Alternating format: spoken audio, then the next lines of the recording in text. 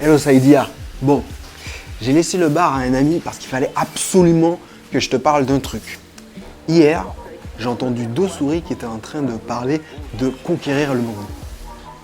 Bah quoi, je sais que tout le monde, moi. Bref, ils discutaient de trucs hyper compliqués, tu vois, le style méchant maléfique qui veut conquérir le monde avec un plan hyper alambiqué. Sauf que bon, tu sais, moi j'aime bien aider les gens. Donc du coup, je les ai interrompus, voilà. Et je leur ai dit, non mais franchement les gars, il y a un plan beaucoup plus safe pour conquérir le monde. Et si vous essayez de conquérir le monde avec un jeu vidéo? Quoi? Je pense que conquérir le monde avec un jeu vidéo c'est absurde.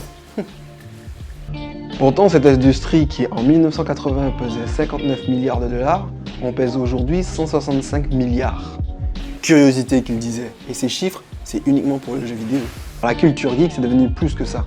C'est à présent une culture à part entière avec ses codes, ses tenues vestimentaires, ses événements. Mais bref, concentrons-nous sur le jeu vidéo. Une culture entière, celle du Japon, a trouvé un écho favorable aux yeux du monde par ses productions vidéoludiques. Pokémon et Nintendo, deux mastodontes du genre, sont tous deux nippons. La question n'est donc pas est-ce qu'on peut conquérir le monde avec le jeu vidéo, mais comment? Mais avant, on va faire un léger détour chez un petit garçon sur une toute petite île, dans une archipel bien plus éparse que le Japon, pour que tu comprennes un peu mieux quel est l'effet des jeux vidéo et des histoires cachées derrière. Je fais partie des gens qui n'ont pas vraiment joué aux jeux vidéo en étant petit. Effectivement, les consoles étaient complètement interdites. La première fois que j'ai vu un jeu vidéo, en tout cas j'ai pu toucher à une manette, c'était sur Mortal Kombat et Sonic sur Sega. Et j'ai encore ce son dans la tête. Tant petit, je n'ai donc pas beaucoup joué aux jeux vidéo, voire en fait même pas du tout.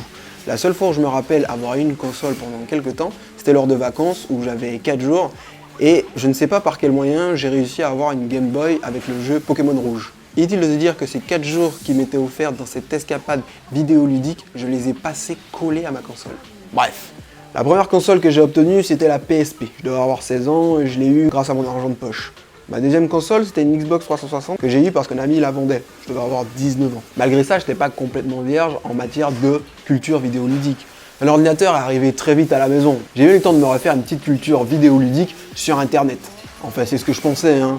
Parce qu'en vrai, je me suis heurté à la réalité et c'était pas vraiment ça. Lorsque les geeks ont commencé par porter leur voix haut et fort sur les plateformes médias actuelles comme YouTube, Twitch et consorts, ma désillusion fut forte. Malgré tous les efforts que j'avais faits en construisant ma culture geek sur des sites ultra spécialisés au très fond de l'internet, ça ne valait rien contre l'iceberg que j'avais raté en étant jeune. Les cultures vidéoludiques sont faciles à comprendre et à singer, mais il est autrement plus difficile de montrer une quelconque passion devant une œuvre que tu n'as jamais vue, jamais vécue, et que beaucoup de nos contemporains, surtout dans le milieu vidéoludique, prennent comme le pan le plus important de la culture geek. Alors bon, je sais, il y en a qui me diront que j'ai échappé à cette pollution mainstream et que de toute façon, ma culture c'est ma culture, ma vie c'est ma vie et que du coup, je devais en être fier. Néanmoins, en cherchant, je me suis bien rendu compte que beaucoup des codes que j'avais recelaient des artefacts, des influences que seule une personne possédant l'entièreté du spectre geek pouvait comprendre. J'avais pas connu cette époque et je pouvais pas prendre une DeLorean pour pouvoir y retourner. Alors j'ai juste décidé de construire une machine plus petite, une console rétro.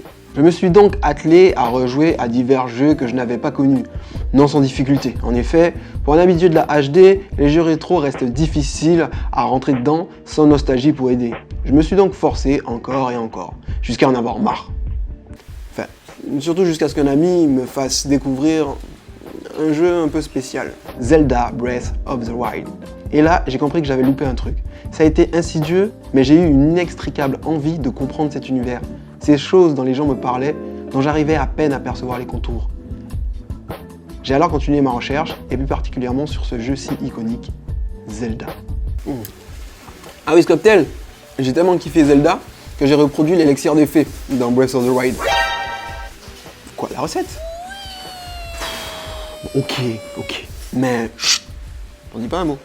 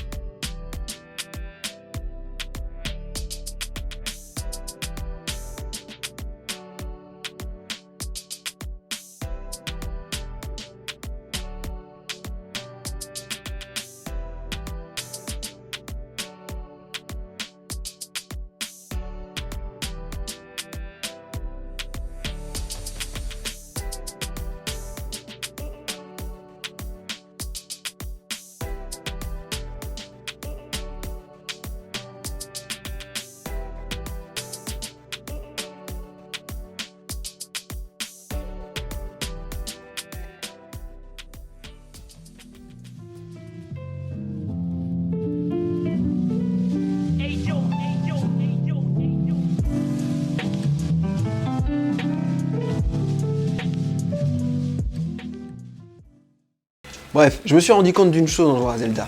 Grand fan de mythologie, je percevais dans ce jeu beaucoup d'influences multiculturelles. Tu me diras, c'est assez logique. La plupart des jeux sont conçus pour pouvoir s'exporter à l'étranger, et du coup, rien de bien étonnant à avoir des influences multiculturelles. Mais en cherchant un peu, je me suis rendu compte que, au début de leur histoire vidéoludique, le Japon n'avait pas de jeu qui parlait vraiment du Japon.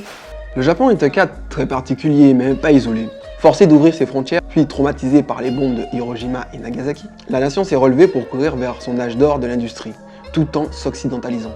Mais pour un peuple si proche de ses racines, il était impossible de totalement renier sa culture et son histoire.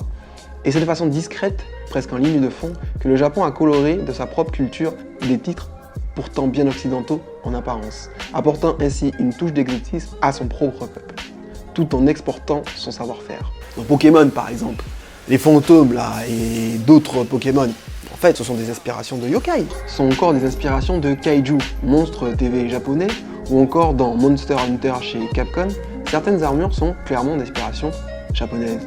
Mais dans les premiers jeux comme Zelda ou Mario, l'inspiration était clairement occidentale. D'ailleurs, pour le jeu Zelda, il s'inspirait du film Legend. Et pour Link, l'inspiration était très clairement féerique. D'ailleurs, Miyamoto, qui appréciait beaucoup Peter Pan, se serait inspiré de ça pour Link. Mais dans Breath of the Wild, les choses s'inversent. Le jeu occidental par excellence se transforme en jeu aux couleurs clairement japonais. Notamment par l'aspect des gardiens, rappelant les poteries de l'ère Jomon Jindai, le village Kokoriko clairement inspiré des villages traditionnels, ou encore les Korogu mix entre deux yokai japonais. Les Kodama qui n'ont pas vraiment de forme, bien que la version de Miyazaki dans Princess Mononoke semble avoir fait date, et les Korokoro Pukuru, souvent représentés avec une feuille. Ces exemples et bien d'autres, comme les moines Sheikah, démontrent une volonté, après avoir facilité l'exportation par ces jeux, par son aspect occidental tout en apportant un exotisme à son peuple, d'exporter la culture japonaise et d'apporter de l'exotisme aux occidentaux.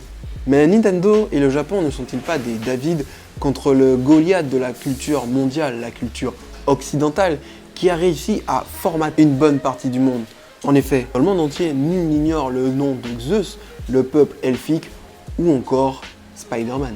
Bon, alors oui, mais non, en fait, il n'y a ni méchant ni gentil.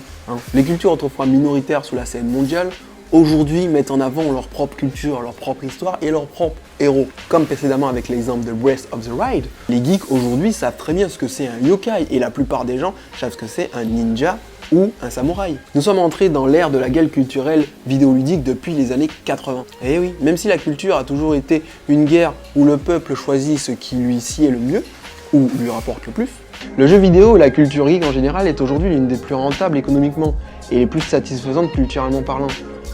Et comme rien ne se crée ex nihilo, les jeux se basent sur des mythologies locales, imprégnant l'esprit de ceux qui y jouent. Il est alors indispensable pour les peuples aujourd'hui de non seulement abreuver leur propre population, mais promouvoir sa culture à travers le monde, comme l'a déjà débuté le Japon avec les titres liés à son histoire, son folklore, mais au travers des références dans des jeux très connus comme Pokémon ou encore récemment Ghost of Tsushima.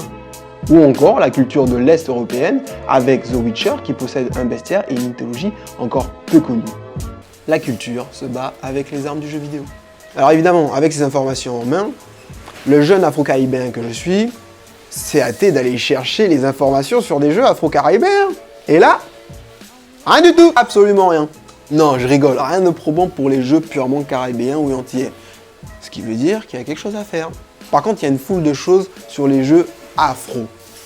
J'ai même trouvé quelques perles et de jeux très bien. Mais bon, face aux géants de leur industrie, ça pèse pas très lourd quand même.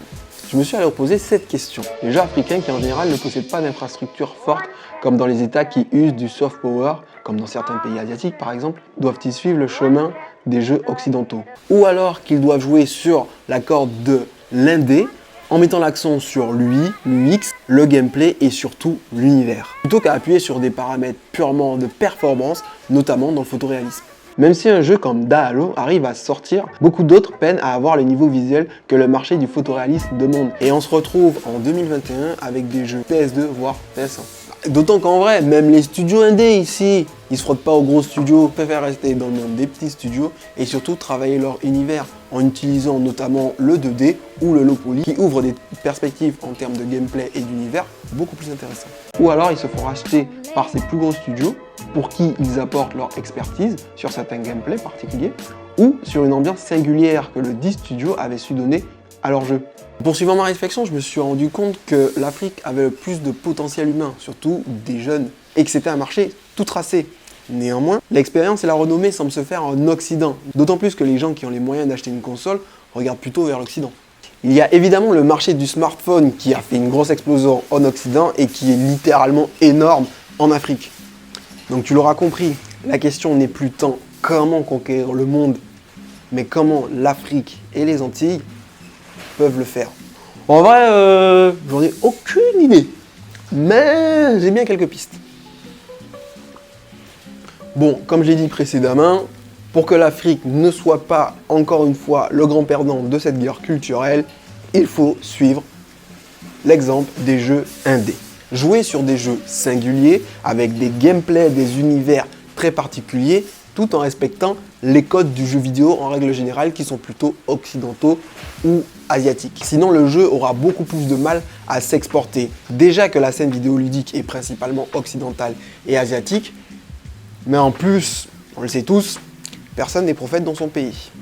Le succès fait en Europe, les succès locaux en Afrique ou aux Antilles s'étendront comme une traînée de poudre dans toute la diaspora, surtout si c'est un jeu mobile. Il n'y a qu'à voir la success story de Orion, qui a réussi non seulement à produire un jeu vidéo d'une excellente qualité, mais aussi des BD sur le même univers. C'est ce qu'on appelle du transmédia. Même si le marché local est largement suffisant en matière de population, il reste encore quelques progrès à faire en matière d'équipement des ménages.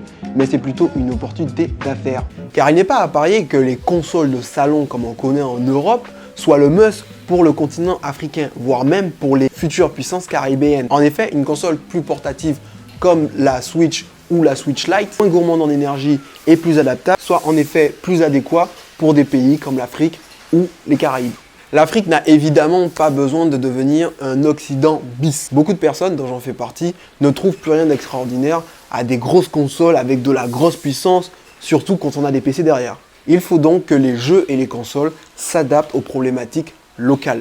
Il serait même envisageable de penser à une console made in Africa, voire même une console portable, ce qui serait beaucoup plus simple. Pour ce qui est de mon cas, mes recherches m'ont donné envie de construire mon propre jeu, ma propre plateforme, voire même ma propre console. Même si c'est dans plusieurs années, évidemment. Mon amour récent pour les jeux indépendants en 2D, mais qui ont profité de 20 ans d'amélioration logicielle, me fait bien comprendre que les grosses 3D ne m'intéressent plus vraiment. Bon alors bon, évidemment, j'y goûterai de temps en temps, mais c'est clairement plus mon terrain de jeu. Cet handicap du début me laisse entrevoir un monde à découvrir entre les jeux indés et les jeux rétro qui me tendent tous les deux les bras, sans risquer de voir ma vie aspirée par des gros blockbusters. Sauf pour Zelda Breath of the Wild que je vais devoir finir. Mais surtout, je vois tout là-bas, un petit village de jeux afro qui emboîte le bas de studios indés que j'aime d'ores et déjà. Alors j'ouvre les bras à cette terre inexplorée pour moi, avec les yeux d'un enfant et la réflexion d'un adulte, et en espérant voir dans ce petit village là-bas, ma petite maison dans un avenir proche. Le Biot, j'espère que cette vidéo vous aura plu. C'était un sujet qui méritait qu'on prenne le temps et encore, j'ai beaucoup réduit. N'hésitez pas à vous abonner, n'hésitez pas à mettre un pouce bleu, n'hésitez pas à mettre un commentaire sur ce que vous en pensez. N'hésitez pas à partager pour faire grossir encore plus le Biot. Merci pour tout, merci pour tous vos retours, merci pour tout ce que vous avez fait sur les dernières vidéos. Je vous dis à très bientôt. Allez, ciao le Biot.